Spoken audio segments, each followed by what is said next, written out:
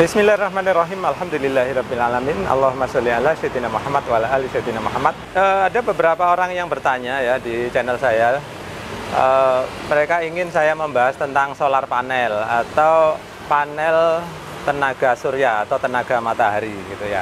Nah, sebelum kita membahas lebih lanjut tentang pembangkit listrik tenaga matahari ini ya, saya perlu luruskan satu hal ya, karena ada beberapa rumor yang menyebar ya bahwa pemakaian listrik tenaga surya ini dihambat oleh PLN. Nah, itu kabar yang salah ya, sama sekali salah. Jadi sebetulnya apa sih kasusnya? Kasusnya adalah kalau kalian langganan PLN ya, kemudian kalian pakai panel surya atau tenaga matahari ya kawan. Itu kalau kemudian listrik hasil dari produksi kalian yang pakai tenaga surya ini, kalau kalian masukkan ke jaringan PLN, baru itu yang bermasalah. Tapi bagi kalian ya yang tidak memakai listrik PLN, kalau kalian memakai ini sendiri di rumah kalian, itu tidak ada masalah sama sekali. Jadi ini ya perlu diluruskan satu hal berikut. Nah, ada istilahnya ya kawan, kalau tadi kalian menyuplai listrik dari panel surya ke PLN, itu istilah jaringannya itu namanya on grid ya. Sedangkan yang kalian yang nggak memakai PLN atau tidak terhubung ke jaringan kabelnya PLN, itu namanya off grid ya. Jadi di sini ya yang ada aturan main segala macam itu adalah listrik on grid ya, yang terhubung dengan PLN. Sedangkan bagi kalian yang nggak berlangganan PLN, itu namanya off grid, itu tidak ada masalah sama sekali ya. Baik, dari sini kita akan lanjutkan ceritanya ya kawan. Sebetulnya ya kawan, kalau kalian belum pernah tahu pembangkit listrik tenaga matahari ini, mungkin akan terasa kayak sulit gitu ya. Padahal ini rangkaiannya sangat sederhana. Nah, sebelumnya saya akan gambarkan dulu ya di layar seperti ini. Nah, seperti di gambar tadi ya kawan, rangkaian pembangkit listrik tenaga surya ini diawali dari ini panel ya. Panel ini namanya panel surya ya. Ini yang tugasnya adalah memanfaatkan sinar matahari kemudian mengubahnya menjadi listrik gitu ya.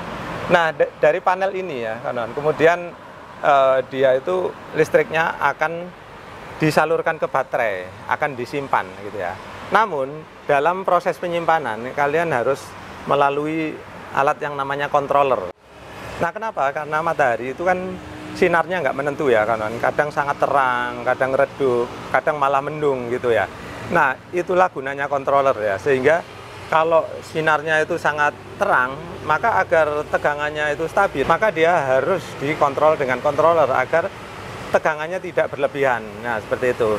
Nah, bagaimana sih controller itu? Ini saya perlihatkan barangnya ya. Baik, di sini kita lihat controllernya ya kawan. Nah, perhatikan tuh. Di situ ada tulisan ya, menggambarkan berapa tegangan dari baterai sekarang.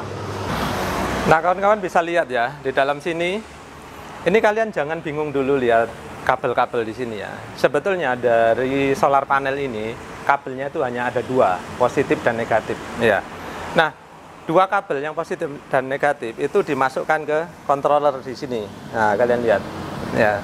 Nah, di sini nanti ya keluarnya dua juga, karena dia akan disimpan ke baterai ya. Seperti tadi saya bilang, dari solar panel listriknya itu belum stabil ya, sehingga dia perlu distabilkan pakai controller di sini.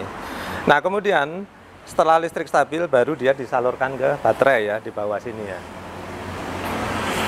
Nah, baterai ini kadang-kadang orang nyebutnya aki ya, karena bentuknya besar, itu sebutannya kadang aki. Tapi kalau saya ngomong baterai, itu bisa baterai yang aki kering ataupun aki basah ya kawan. Di sini bebas saja kalian pakai aki yang tipe apapun bisa gitu ya. Nah, sebetulnya prinsip pemanfaatan energi matahari itu ya sampai di situ kawan-kawan ya, sampai disimpan ke baterai. Nah, selanjutnya adalah bagaimana menggunakan baterai ini, itu aja. Jadi mungkin kalian bertanya-tanya, Pak, berarti panel surya ini fungsinya hanya untuk ngecas baterai? Ya benar, ya memang itulah fungsinya. Nah, setelah itu dari baterai baru kita akan manfaatkan untuk bermacam-macam ya. Nah, baterai ya kawan, itu bisa kalian manfaatkan karena dia listriknya itu kan DC 12 volt ya. Maka kalian bisa memanfaatkannya langsung dengan menggunakan lampu ya. Di sini ada dua lampu ya, kawan-kawan. Satunya ini lampu 12 volt DC. Nah, sebelahnya ini adalah lampu 220 volt. Nah, kalian mungkin bertanya-tanya, loh Pak, kok ada lampu 220 volt? Bagaimana ceritanya? Nah, oke. Sekarang kita lanjutkan ya. Dari tadi itu kan sampai baterai ya, kawan-kawan. Penyimpanannya itu berupa listrik 12 volt. Nah, seperti tadi saya bilang, dari aki atau baterai, kalian bisa manfaatkan langsung menjalankan atau menyalakan lampu 12 volt. Atau bisa juga kalian pergunakan untuk barang-barang lain yang tegangannya 12 volt, ya terserah kalian gitu ya. Nah, namun kalau di rumah kalian lampunya 220 volt, maka kalian membutuhkan alat yang namanya inverter. Nah, ini dia alatnya, namanya inverter ya. Nah, inverter ini ya kawan-kawan, itu ukurannya bermacam-macam juga ya. Kalau kebutuhan kalian kecil, maka ya inverternya kecil juga gitu ya. Nah, fungsi dari inverter ini dia adalah mengubah ya jenis arus yang tadinya aki itu kan dia hanya 12 volt dan DC gitu ya.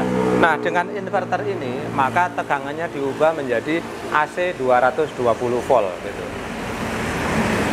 Nah, kalian mungkin bertanya-tanya, loh Pak, sebaiknya pakai lampu DC atau AC gitu ya.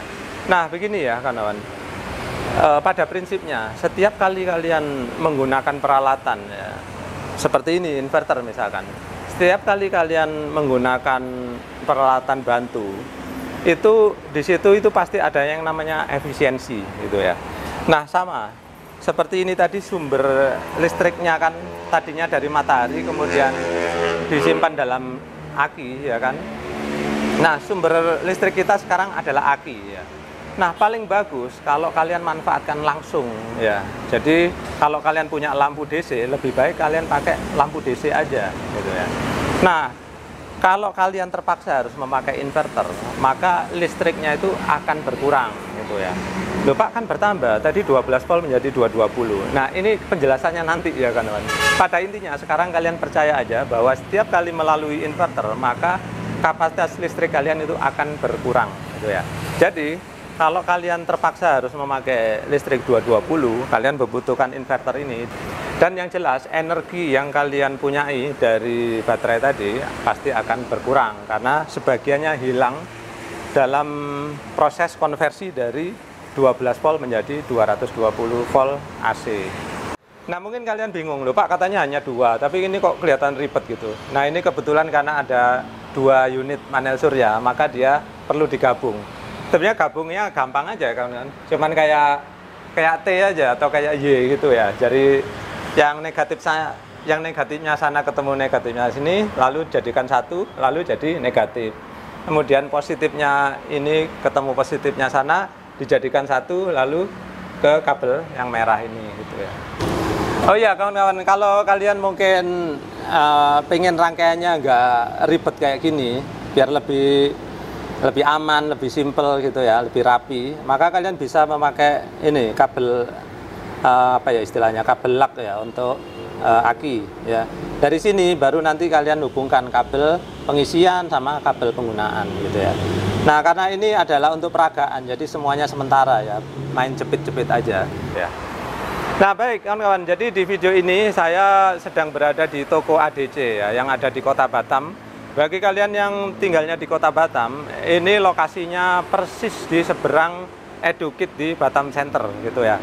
Nah, ini ke arah sana itu adalah ke arah Laluan Madani ya, jembatan flyover yang di simpang jam istilahnya ya. Jadi bagi kalian yang tinggal di Kota Batam atau sekitarnya, atau kalian yang tinggalnya di pulau-pulau sekitar Kota Batam, silakan datang ke sini, tanya-tanya dulu kalau tertarik, kalau cocok beli gitu ya. Baik kawan-kawan, sekian dulu dari saya, mudah-mudahan konten kali ini bermanfaat. Terima kasih sudah menyaksikan.